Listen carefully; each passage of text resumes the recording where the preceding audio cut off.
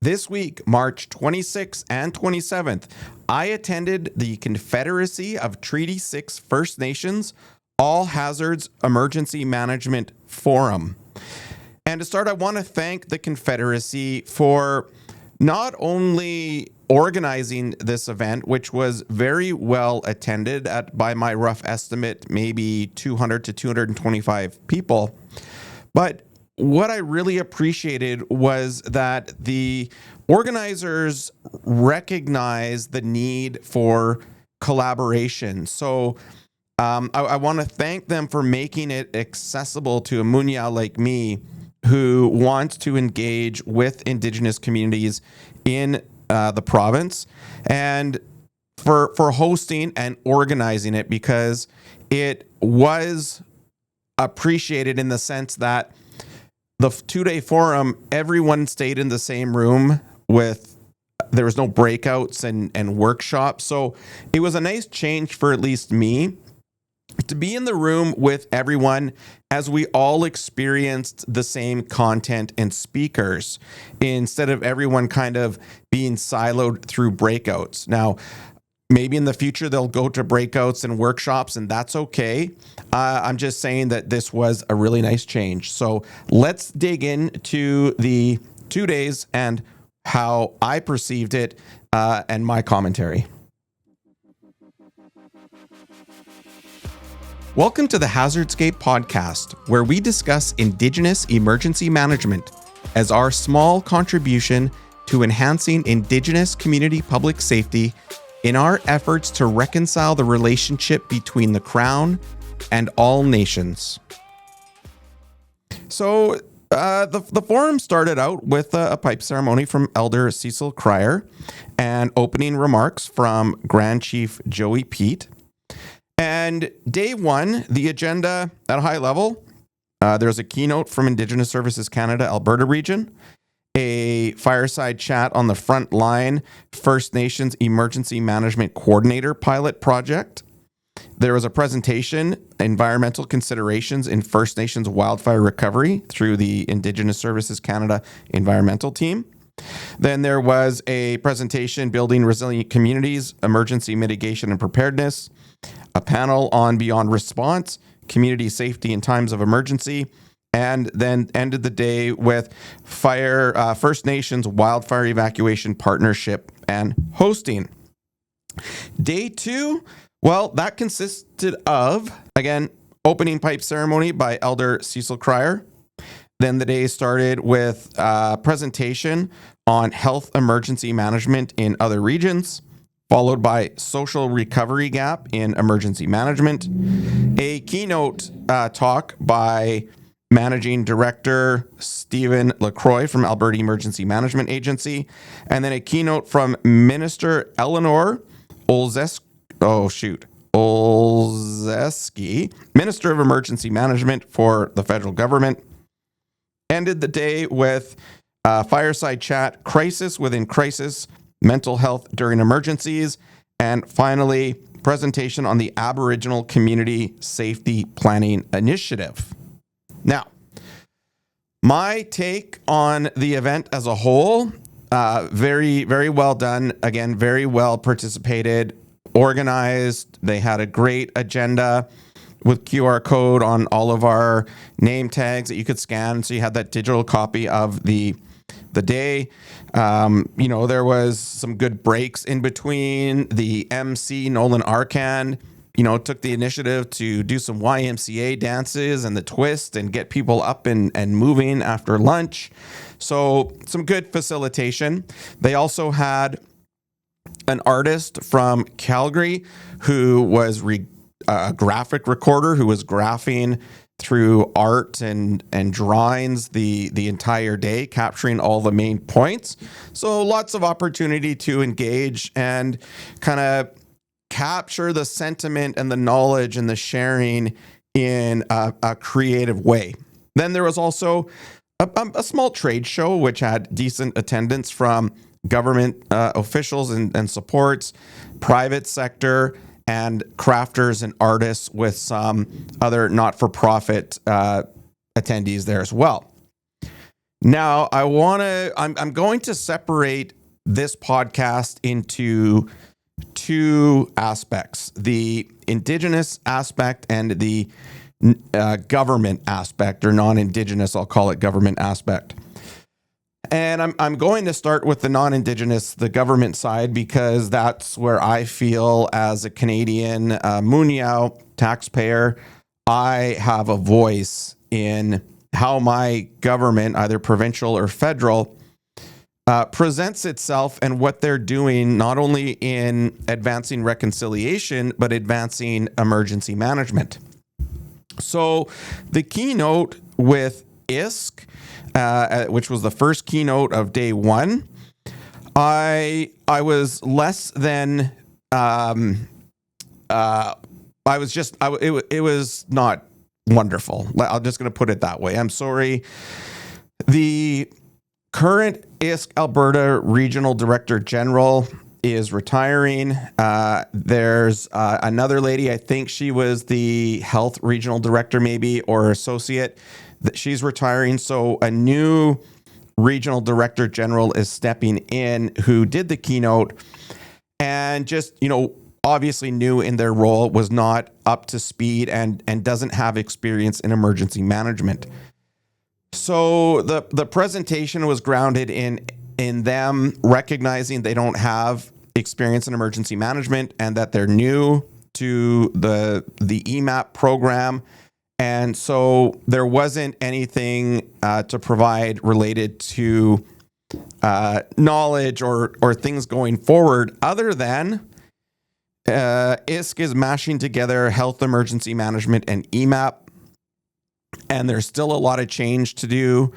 And they're now only coming out and saying that they're going to look at improving EMAP processes and policy and things in general, even though, they've been dealing with some pretty massive wildfires across the country, especially in Alberta. The Alberta region has experienced some major, probably one of the worst evacuations and wildfire response and recoveries across the country. And I would have expected that after 3 years right now, that ISK would be coming to a forum like this and saying, hey, here's what we've learned, here's what we've done, here's how the system is going to be better prepared for 2026 going into 2027 fiscal year. But it wasn't. It was just kind of mediocre. There was nothing. So little disappointed that at this opportunity, right? I saw this forum as an opportunity from the government to come out and maybe launch some really great ideas or come out and be bold. But at the end of the day, I'm not super surprised that government came out with really much of the same.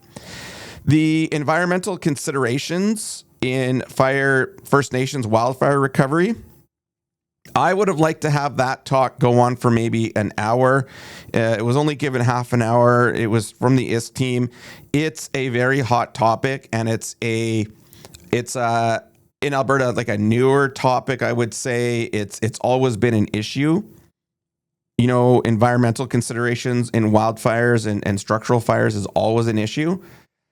It's good to see ISK coming to the table with research and solutions and options and considerations for nations following wildfires to make sure that the land and the homes and the people are safe and that contamination is taken care of. So that was really good to see. I would have liked a little bit longer on that one. Then day two, we had the managing director. I think they're also the associate or assistant or senior assistant deputy minister for Alberta Emergency Management Agency. I kind of just fell through my chair in this one listening because there was nothing.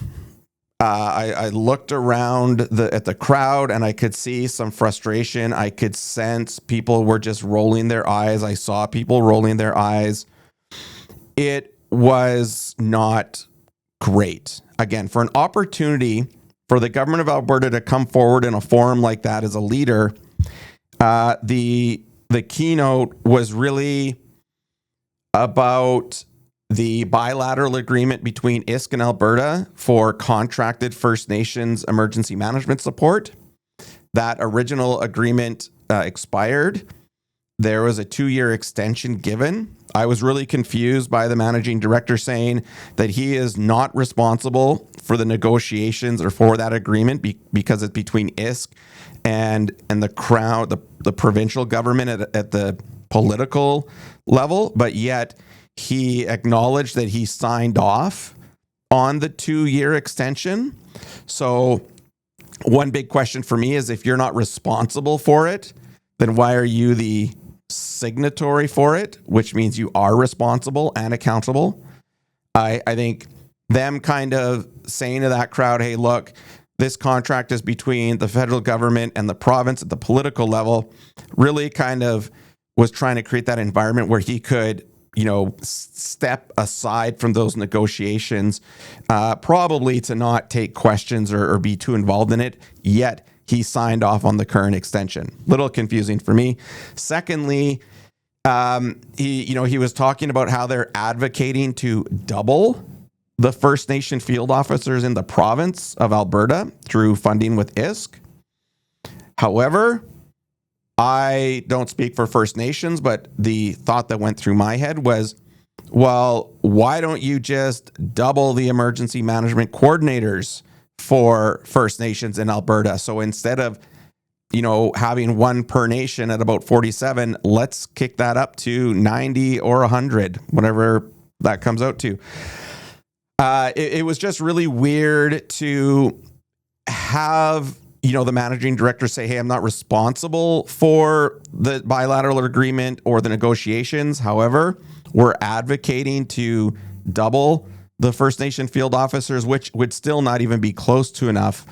Instead of maybe saying, through our consultations with nations, we're going to advocate to have the emergency management coordinator positions fully funded permanently by ISK. Plus, we're going to advocate to add more coordinators. That's where I, logically think it should need to go, especially with all of the performative talk about Indigenous led and wanting to have them take the lead. Then put them in the frickin' lead, okay, and fund that. The Minister of Emergency Management for the federal government was there, Minister Eleanor Olszewski. And again, typical political speech, but for a good chunk of it, it was very rooted in her explaining what she's done since getting in that job in terms of visiting with first responders and First Nations and other municipalities and just kind of putting out there what she's learned. Well, thank you, Minister. But everybody in that room who's been in emergency management for at least half a decade or even the last 3 years through COVID, they know what you've learned. And so it was great for you to express what you learned. Why didn't you just use the past 8 months or since you got into office in this role? Why aren't you using that to actually action the things that the Indigenous communities are telling you is needed, right? It's this kind of typical colonizer sort of assessment idea where the First Nations or Indigenous communities will tell the government what they need or any institution what they need. But then the government says, okay, well, we're going to need to get some evidence. So we're going to come out in a third person experience and assess all of that, right? And then we'll be ready to kind of help you. Well, geesh, that's expensive and it's time consuming. So not really impressed with the 3 key leaders that were there to present in this opportunity following massive wildfire seasons, in 2023 and what could be on record the worst drought and what might be the hottest summer on record if El Nino pans out the way it is. What else on the government side? Just, I was hearing a lot of the same issues and questions come up that I heard when I was at the Alberta Emergency Management Agency 8 years ago, 10 years ago. I left there in 2020, just at the onset of COVID. I was a director of training, accreditation, and standards. I managed the team that was responsible for the Alberta Emergency Management Agency annual summit. The same, nothing's changed is what I'm saying. And yeah, I just was a little frustrated with the government presence there, other than that environmental speak. And there was some good, the panel for the mental health emergency management was good. It was informative. There was a couple people in the crowd that were maybe not super satisfied with the lack of recognition around spiritual healing and traditions for people. There was a lot of talk about process and policy and saying that there's elders in every hospital, but there was one individual that said, I work and volunteer in all the hospitals in Edmonton, helping Indigenous families, First Nation families specifically, go through the medical system, and she's never come across an elder in any of those hospitals. So there was a little bit of tension with that.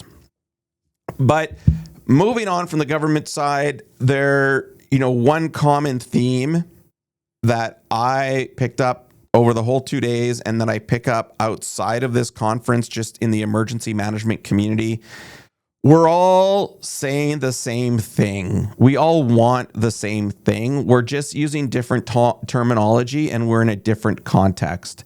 And I think there's a real opportunity to coordinate more in terms of maybe let's just finally get to a common terminology around health, emergency management, community safety, emergency management, and start, like they said in the forum many, many times by so many Indigenous leaders, let's just start working together and get the job done.